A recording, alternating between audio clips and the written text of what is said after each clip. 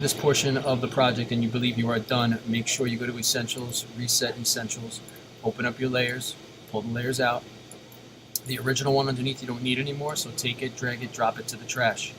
Once you've done that, you're going to make one new layer, drag it underneath everything. Once you've done that, you're going to go to your rectangle tool. You're going to create a rectangle that's pretty much the length and width of the entire artboard. You can give that a color, that's up to you. You can do any kind of color gradient, totally up to you, and you can change the thickness of the stroke up here. That's the edge of that box. Once you're done with that, you're going to lock that down. Go back up to layer 2. You're going to take your text tool. So click on the text tool, let it load up, click, and you're going to give this thing a name. So for everybody's shoe, you're going to have your own name for it. So we might call this Nike. We don't know yet, so we're just going to type in the Nike 360 Dunk something. I don't know. All right, so we're going to do that. We're going to click on it with the arrow. We're going to hold Shift, make it larger. To make this more interesting, go up to where it says character at the top. Click on the different fonts. Find one that's a little bit more interesting to look at. That'll work out a little better for us. Something like that could work. And we're going to leave that as is. Go back to the text tool. And then just like the sheet that we had worked on together about the different parts of the sneaker, you're going to click and type in some different parts of the sneaker. So for example, we talked about the back, panel of the sneaker. So I would grab this piece, enlarge it a little bit, bring it up towards around where the back panel is. Then I'm going to create a little box using the rectangle tool. I'm going to go like this.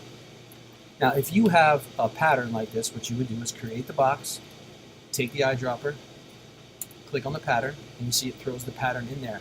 Now, when you were creating it in class, you will have probably, especially if we did it together, we had two pieces that made this look like this. We had the pattern plus the color underneath. When we took the two, we put them together, and by putting them together with a change of the blending mode, you got what you got.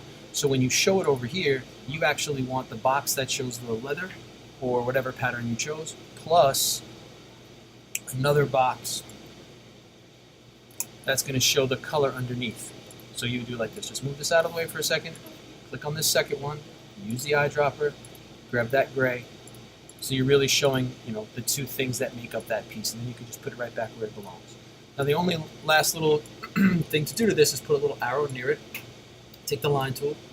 Click like this. Drag and drop. Give it a black stroke so it looks like a thick black line. I'll zoom in so you can see it a little better. You see that little black line right there? We can do another one from this box. At the end of either one of these, you want to just create an arrow. You're going to go to your stroke. Sorry for the message in the background here, guys. Go to the stroke. Go to options. And down here, you're going to add an arrowhead.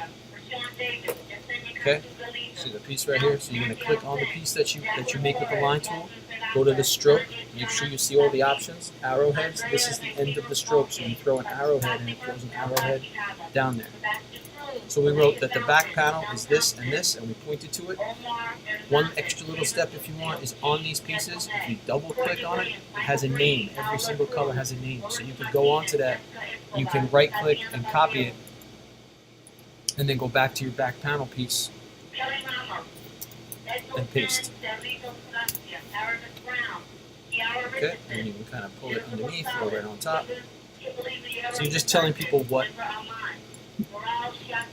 it is. Another little nice piece, and this is the very final thing, okay, is that you can select all of this,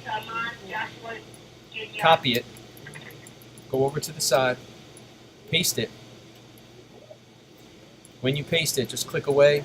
You don't need the words for this particular piece, but once you've done it all, you select the entire thing, group it together, right click and group it together, go to color guide, go to this little wheel, and then from here you can select edit. You can pull all of these color pieces around. You can increase the color. You can make all kinds of changes to it and then hit OK. And what we'll do with that is take that piece, resize it, and put it towards the bottom here.